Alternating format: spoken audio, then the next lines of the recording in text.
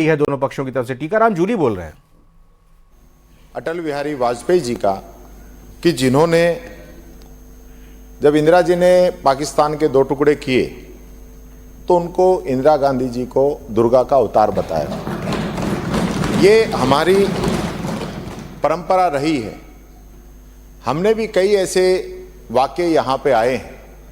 जब संसदीय व्यवस्था की बात आई है तो हमने भी भैरव सिंह जी शेखावत साहब को बड़े ही मान सम्मान और इज्जत के साथ ये कहा है कि उन्होंने हमेशा संसदीय कार्य व्यवस्था को अपनाया और एक बहुत ही, क्योंकि हम सब लोग यहाँ पे चाहे पक्ष हो विपक्ष हो, हम सब लोग राजस्थान की जनता की बात करने के लिए यहाँ पे आते हैं। राजस्थान कैसे आगे बढ़े इस बात को लेके आते हैं।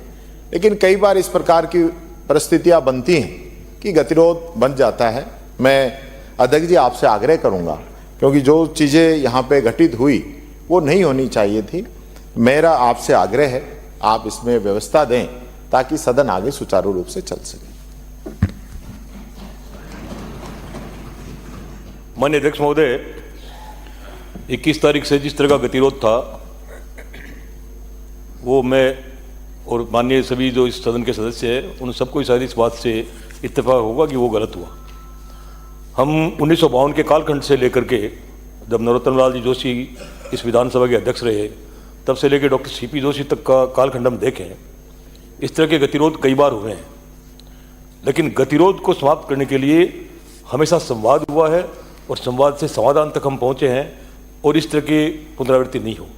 तो मैं खासतौर से सभी माननीय सदस्य जो पुराने हैं और खासतौर से जो नए सदस्य हैं उनसे भी आग्रह करना चाहूँगा। हम अपनी अलग अलग भूमिका में हैं। यहाँ पर सत्ता पक्ष सबकी अपनी अलग भूमिका है, विपक्ष की अपनी अलग भूमिका है और हम अपना अपना रोल प्रकट कर रहे हैं। हम सब जनता के हितों की बात कहने के लिए आए हैं। आप भी जनता के हितों की बात कर रहे हैं, हम भी अपने जनता के हितों की बात कर रहे हैं। हो सकता है कि आपके हमारे बीच में जो है वैचारिक मतभेद हो, लेकिन हम सब का उद्देश्य यही है कि राजस्थान की पूरी जनता, हम जो कुछ भी यहाँ पे सार्थक चर्चा करें उससे लाभान्वित हो।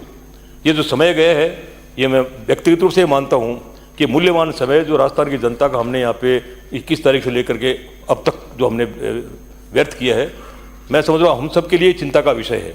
भविष्य में इस तरह की पुनरावृत्ति नहीं हो और गतिरोध हो भी तो संवाद के माध्यम से इस तरह का समाधान होना चाहिए। आपके हमारी व्यक्तिगत कोई भी ऐसी बात नहीं है जिससे आपके हमारी व्यक्तिगत कोई मतभेद हो किसी तरह का। मैं अध्यक्ष महोदय आपसे भी आग्रह करूँगा, नरोत्तम लाल जी जोशी से लेकर के डॉक्टर सीपी जोशी तक का कालखंड में आप देखेंगे तो आप स्वयं इस बात को पाएंगे कि आसन हमेशा पितृवत पद पे रहता है, चाहे पक्ष हो चाहे विपक्ष हो। विपक्ष का संरक्षण आपको ही करना है और विपक्ष आपसे संरक्षित होगा तो अपनी भूमिका में वो ज़्यादा कर्मठता से अपने जो है बात को रख पाएगा।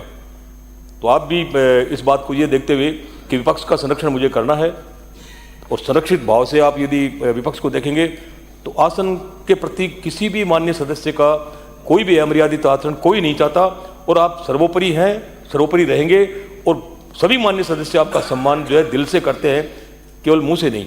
ये बात कोई सिर्फ जबान की कहने की नहीं है, हृदय से मनसा वाचा करना हम आपका सम्मान करते हैं।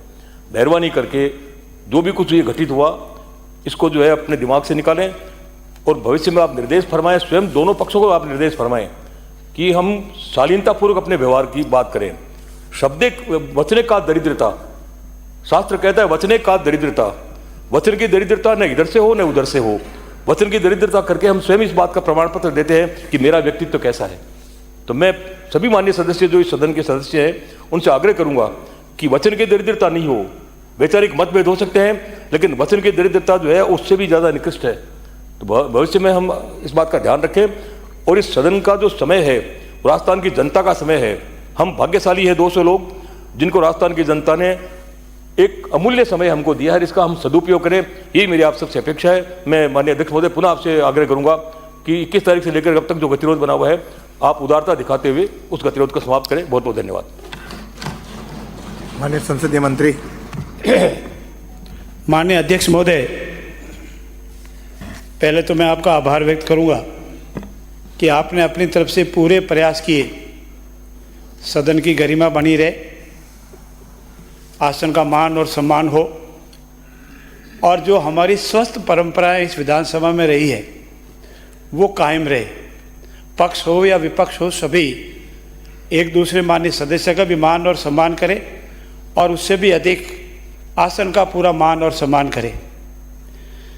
हमारा ये भी मानना है मेरे दल के लोगों सा कि हम कभी भी ऐसा कोई कृत्य नहीं करेंगे, ना हमने किया है न भविष्य में कभी करेंगे, जिससे किसी एक दूसरे को कुछ कहने की आवश्यकता रहे। हमने आसन का हमेशा सम्मान किया है और हमेशा करते भी रहेंगे। जो गतिरोध हुआ वो ठीक नहीं था। मेरा सभी साथियों से अनुरोध है, विशेषकर प्रतिपक्ष के साथियों से भी मेरा अनुरोध है कि हम, जैसा अभी पारिक साहब ने कहा, हम शब्दों से या अपने व्यवहार से या अपने कृत्य से ऐसा कोई काम नहीं करें जिससे एक दूसरे का मान सम्मान नहीं बढ़े, एक दूसरे के मान में कोई भेद हो या आसन का लगे कि नहीं मेरे कोई मान सम्मान में ठेस पहुंची है। मेरा अब ये मानना है कि हमारा सदन वो सदन है जहाँ से माननीय भैरव सिंह जी जैसे, माननीय शिवसेना जी जैसे महान व्यक्तित्व यहाँ से निकले। हम उनके आदर्श को मानते हुए हम एक दूसरे का मान और सम्मान करें और गतिरोध के प्रति, चूँकि माननीय पारिक साहब ने और माननीय प्रतिपक्ष के नेता ने आपसे रिक्वेस्ट की है, आपसे प्रार्थना की है और ऐसी परिस्थिति में मेरे दल का भी ये मानना है कि आप पूरा बड़ा दिल दिखावें और इस गतिरोध को समाप्त करने के लिए कोई न कोई फार्मूला निकाल के आप इसको करें। मैं पुनः सभी का आभार व्यक्त करता हूं कि आपने प्रयास किया, सभी ने, पक्ष और विपक्ष ने इसको सहमति जताई। ऐसी स्थिति में मेरा पुनः आपसे अनुरोध है कि आप इस गतिरोध को समाप्त करें, हमारी इन स्वस्थ परंपराओं को पुनः कायम करें और ये निरंतर स्वस्थ परंपराएं हमारी चलती रहे, शब्दों से किसी को आहत नहीं करें, ऐसा मेरा निवेदन है। धन्यवाद।